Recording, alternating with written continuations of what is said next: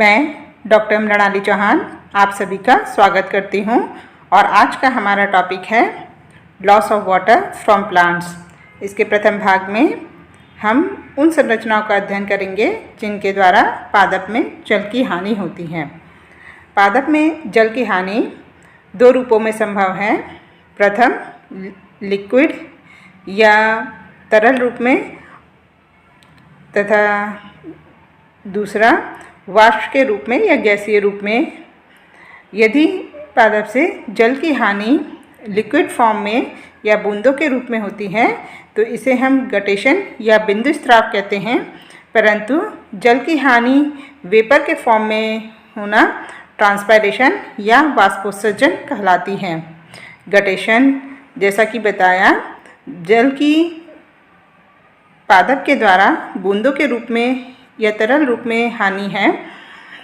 Guttation term सर्वप्रथम ए बर्जेस्टीन द्वारा 1887 में दी गई थी।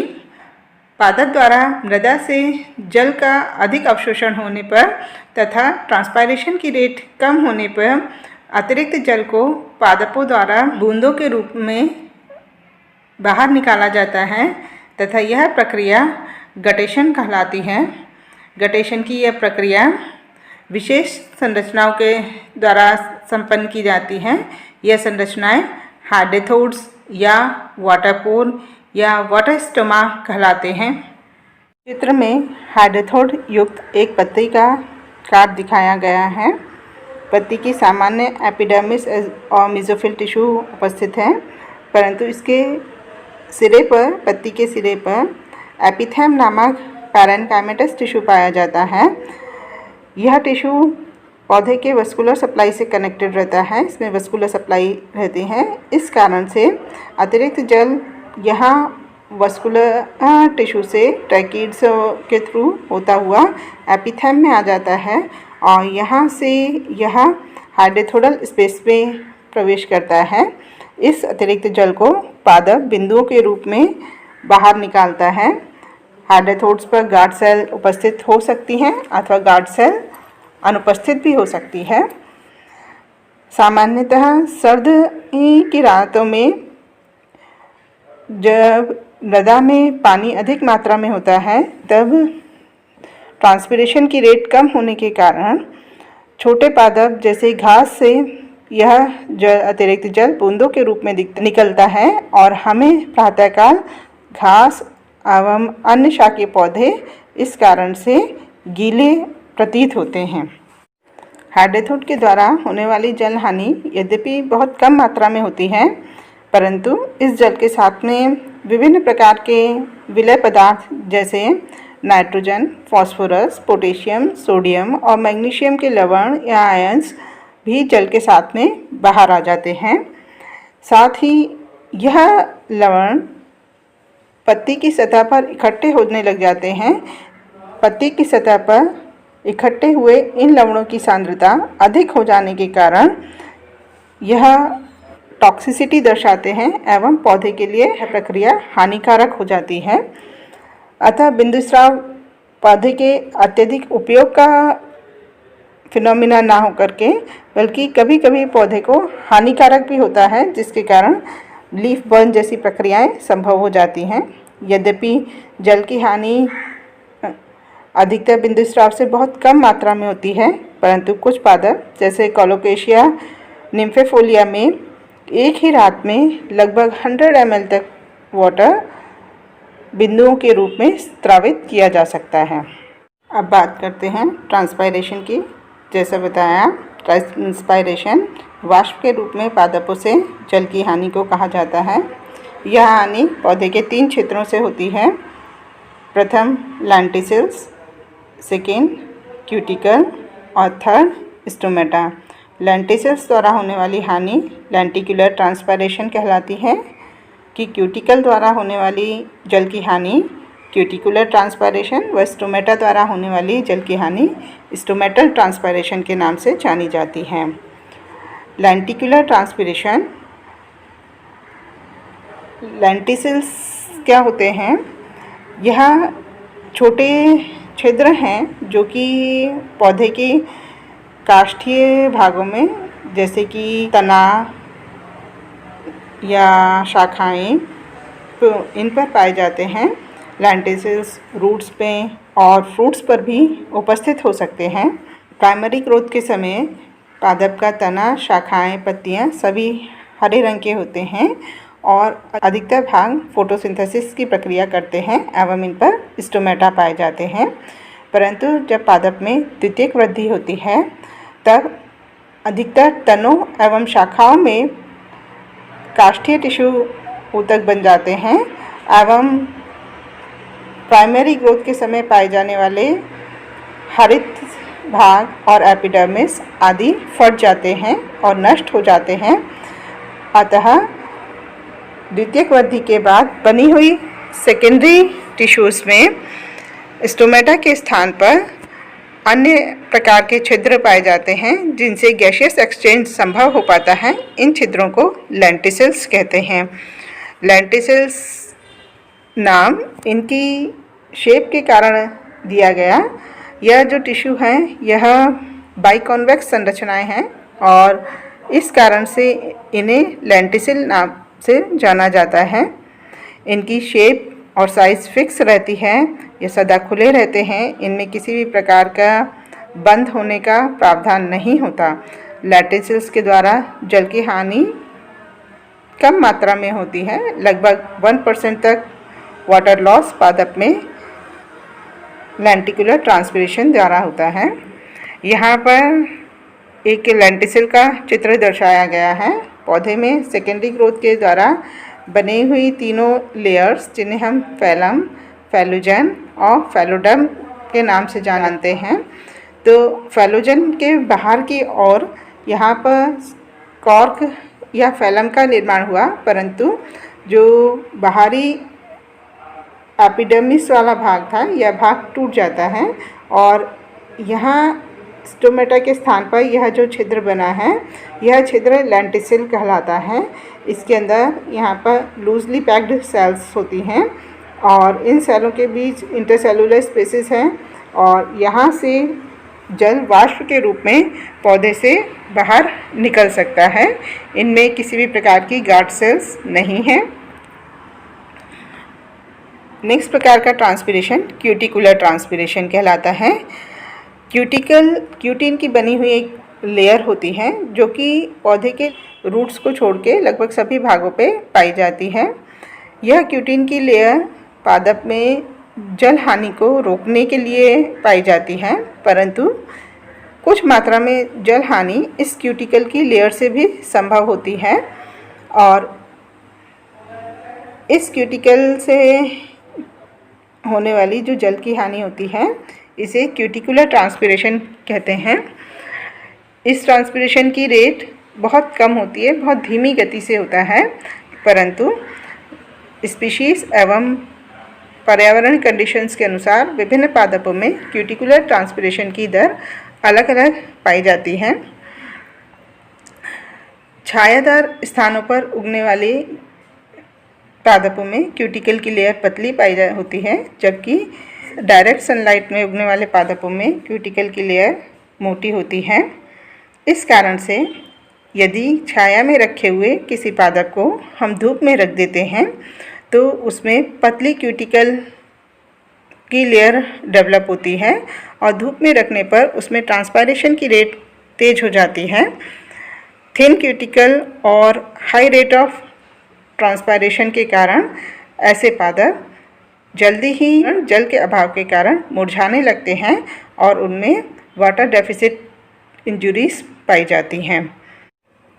नेक्स्ट टाइप का ट्रांसपिरेशन है स्टोमेटल ट्रांसपिरेशन। यह ट्रांसपिरेशन स्टोमेटा द्वारा होता है। पादपों में लगभग 80 से 90% तक ट्रांसपिरेशन स्टोमेटा के द्वारा ही संभव हो पाता है। यह स्टोमेटा पादप की बाह्य एपिडर्मिस पर पाए जाते हैं। स्टोमेटा पादप के लगभग सभी भागों में मिलेंगे। रूट्स में केवल इनका अभाव पाया जाता है। यह बहुत छोटे छिद्र होते हैं, केवल कुछ ही माइक्रोन के बड़े छिद्र हैं, लेकिन इनकी मात्रा पादप में काफ़ी ज़्यादा होती है। इस कारण से जब स्टोमेटा पूरी तरह खुलते हैं तो लगभग पत्ती का 1 से 3% तक भाग यह घेर लेते हैं। यहाँ पर एक स्टोमेटा का आपको चित्र दिखाया गया है। स्टोमेटा में 2 गार्ड सेल्स पाई जाती हैं। ये जो छिद्र होते हैं ये गार्ड सेल्स के द्वारा घिरे हुए होते हैं और यह गार्ड सेल्स अधिकतर प्लांट्स में बनाना के शेप की या किडनी के शेप की या बीन के शेप की होती हैं।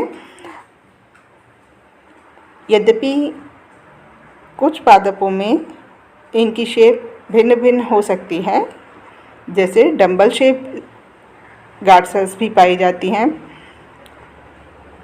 यह गार्ड सेल्स पादप की एपिडर्मिस की ऐसी कोशिकाएं हैं जिनमें कि क्लोरोफिल पाया जाता है और जो प्रकाश संश्लेषण करती हैं। एपिडर्मिस की शेष जो कोशिकाएं हैं उन कोशिकाओं में फोटोसिंथेसिस नहीं होता, क्लोरोफिल नहीं पाया जाता है। गार्ड सेल्स को घेरी हुई एपिडर्मिस की सेल्स सब्सिडरी सेल्स कहलाती हैं। यह सब्सिडरी सेल्स स्टोमेटा के खुलने एवं बंद होने में सहायक होती हैं।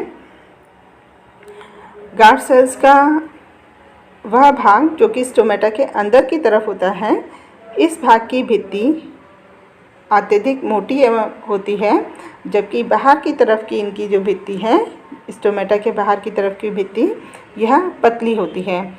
इस कारण से जब गार्ड सेल्स में जल का प्रवेश होता है तो बाहर की तरफ को खिंचाव होने के कारण यह स्टोमेटा खुल जाते हैं और यह बीन्स के आकार की कोशिकाएं एक दूसरे से सेपरेट हो जाने के कारण इनके बीच में छिद्र बन जाता है।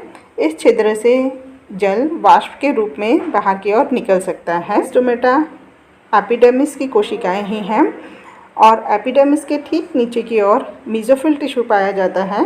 अतः स्टोमेटा के नीचे की ओर एक मेसोफिल टिश्यू का जाल मिलेगा, जिसमें अनेक मेसोफिल की कोशिकाएं जो कि प्रकाश संश्लेषण का मुख्य कार्य कर रही होती हैं पाई जाती हैं एवं इन कोशिकाओं के मध्य में बड़े बड़े इंटरसेलुलर स्पेसिस पाए जाते हैं, जिन स्पेसिस से यह मेसोफिल की सेल्स कार्बन डाइऑक्साइड और ऑक्सीजन का विनिमय करती हैं।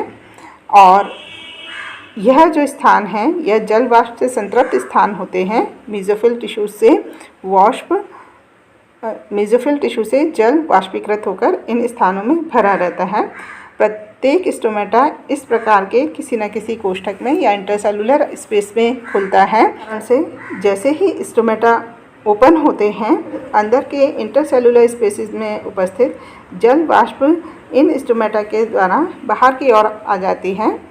साथ ही ऑक्सीजन और कार्बन डाइऑक्साइड का भी विनिमय इसी स्थान से पादप में संभव हो पाता है, क्योंकि अंदर की ओर जल वाष्प से संतृप्त क्षेत्र है। अतः स्टोमेटा के खुलने पर बाहर एटमॉस्फेयर में जल वाष्प की कमी होने के कारण या जल वाष्प का प्रेशर कम होने के कारण वाष्प के रूप में जल बहुत तेज़ी से इन स्टोमेटा से बाहर निकलता है और जल की हानि इस कारण से स्टोमेटा से तीव्र गति से होती है। स्टोमेटा सभी बीजाणु उद्भिदीय पादपों में पाए जाते हैं, लेकिन लिवरवर्ट्स में इनका अभाव होता है।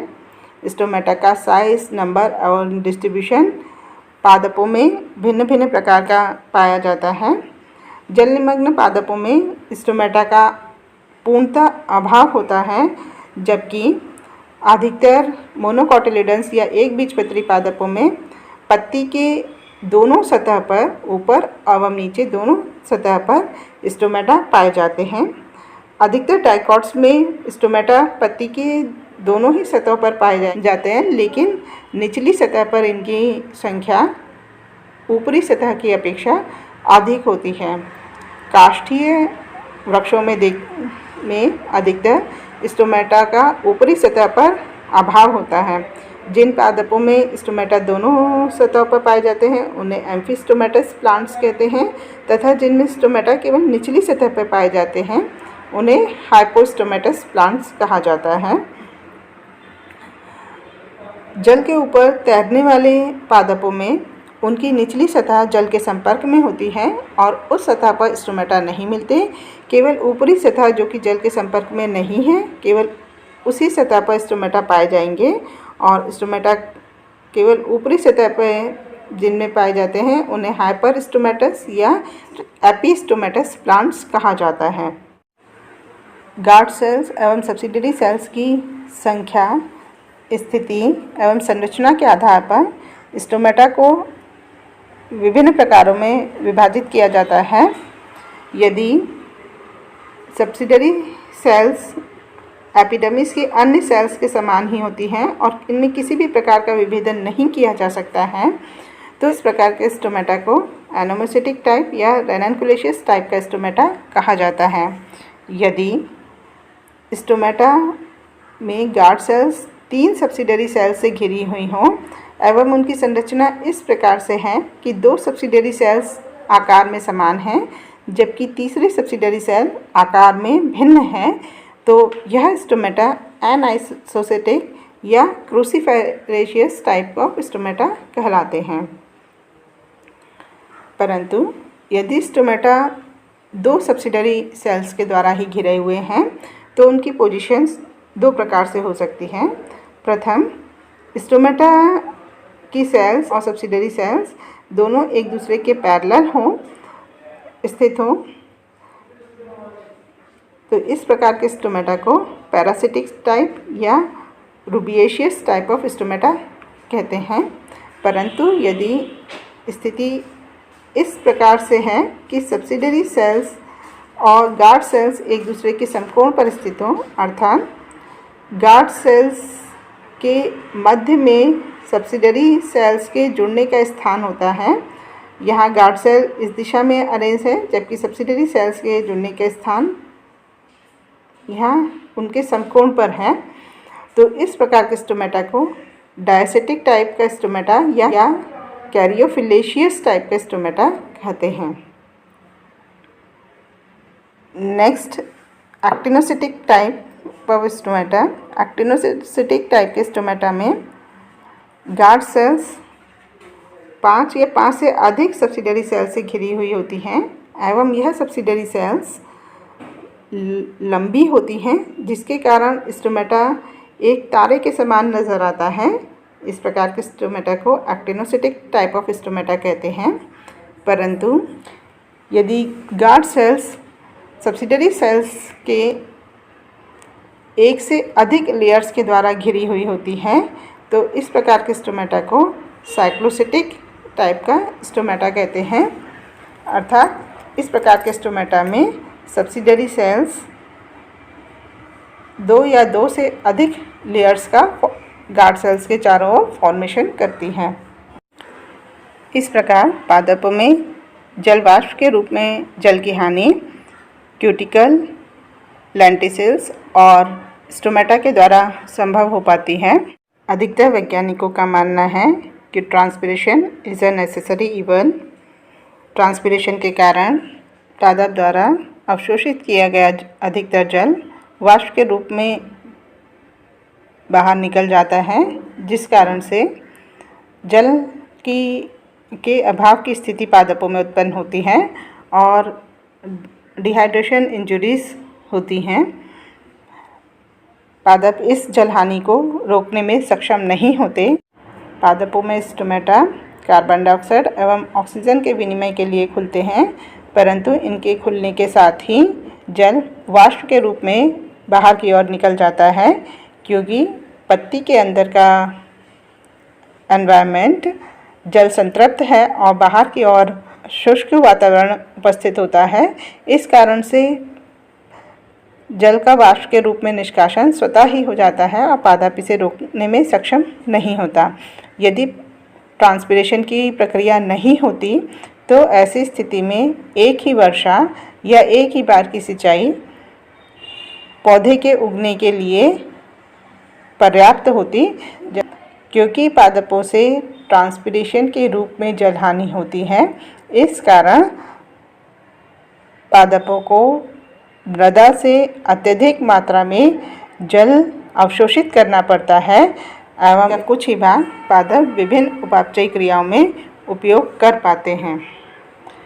अन्य मत के अनुसार transpiration is essential for plants, यह पादपों के लिए एक अनिवार्य प्रक्रिया है। ट्रांसपिरेशन होने के कारण पौधों की कोशिकाएं स्ट्रॉन्ग बनी रहती हैं। यदि ट्रांसपिरेशन नहीं होता तो कोशिकाएं सदा ही जल संतृप्त रहती। ऐसी स्थिति में उनकी सेल वॉल बहुत ही कोमल होती, जैसा कि अधिकतर जल में उगने वाले पादपों के साथ होता है। जल संतृप्त होने के कारण या सदा टर्जिड बने रहने के कारण सेल वॉल में स्ट्रेंथ नहीं हो पाती और पादप नाजुक रहते और वातावरण में, स्थलीय वातावरण में सरवाइव नहीं कर पाते।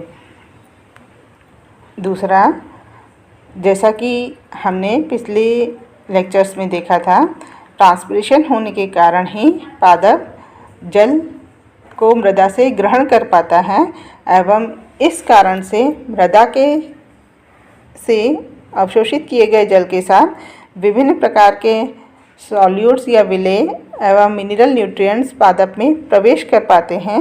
अतः विभिन्न मिनरल न्यूट्रिएंट्स के प्रवेश के लिए जल का अवशोषण होना आवश्यक है एवं इस अवशोषण के लिए ट्रांसपिरेशन की प्रक्रिया अनिवार्य है। साथ ही पादप से ट्रांसपिरेशन होने के कारण पत्तियों का टेम्परेचर, सरफेस टेम्परेचर कम बना रहता है, क्योंकि जल वाष्प के रूप में बाहर की ओर निकलता है। इस कारण से पत्तियों का टेम्परेचर बाह्य वातावरण की अपेक्षा सदा ही कम रहता है। इस प्रकार ट्रांसपिरेशन के द्वारा यद्यपि अत्यधिक मात्रा में जल हानि होती है, परंतु यह जल हानि पौधों के लिए लवण अवशोषण, टेम्परेचर को बनाए रखने एवं अपनी बॉडी स्ट्रेंथ बनाए रखने के लिए अत्यधिक आवश्यक होती है। धन्यवाद।